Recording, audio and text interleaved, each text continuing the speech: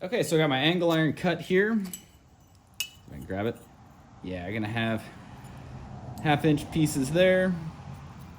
With these little pieces are just gonna kind of come through with, let me see, yeah, there we go.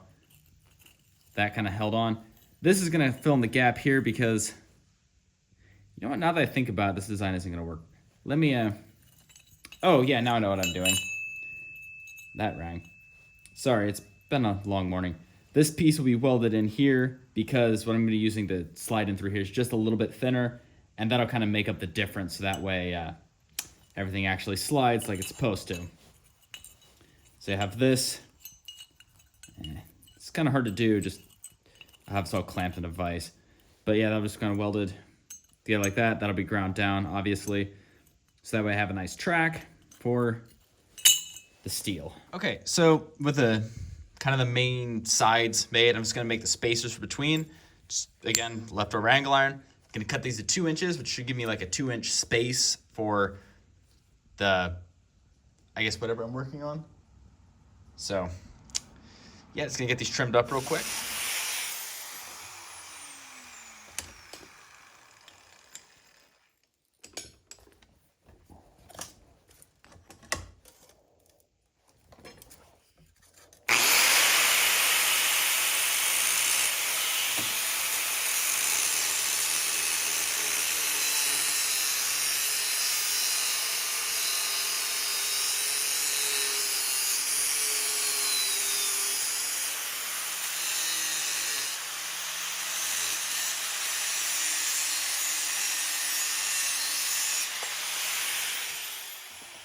Okay, now that I have all my pieces cut out, I think.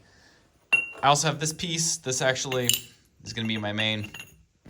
Yeah, fits in there so that way I can actually, you know, hold it on there. So what I'm going to do now is just kind of weld these all together. I'm going to tack them on my welder. Since my welder sucks, I'm going to have to then go to my dad's house because he actually has a really nice welder. And since we do hammer on this, I think a nice welder would probably be beneficial. So I'm going to get all these pieces welded together real quick, and I'll come back to you after I have them all welded. Okay, now we're in the part in the video where I have everything welded together, and I just need to make the little, I guess, blade? I don't really know what it's called. To be fair, I was talking to my dad about making this. He didn't know this tool was called a guillotine. He knew about it, but he didn't know what it was called. So, honestly, I'm just going to call this the blade. I also say that this is a part in the video because at the moment, yeah, it's just sitting on my anvil. It's not welded yet, but I won't be able to get to a welder that actually works well until a while.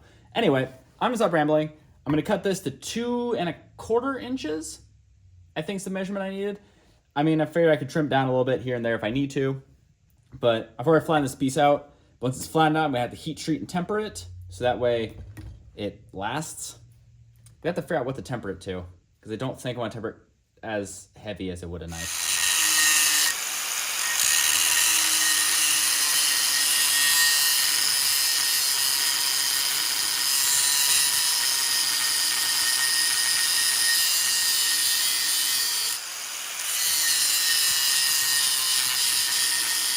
Okay, finally got this welded together. I don't know why. Hey, there it goes. There we go. Nice and sturdy. Got that welded on. Fits on properly.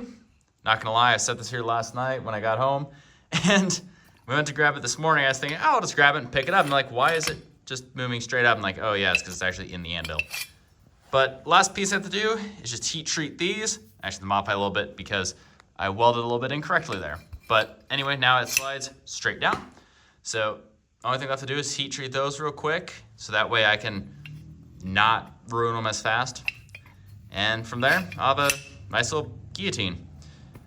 I do want to make more of these because I want to make one that has like a piece that comes out so I can hammer like fullers in the blades. I also have a few other ideas I think would be interesting, but that's just kind of a hope for the future. But at the moment, this should do.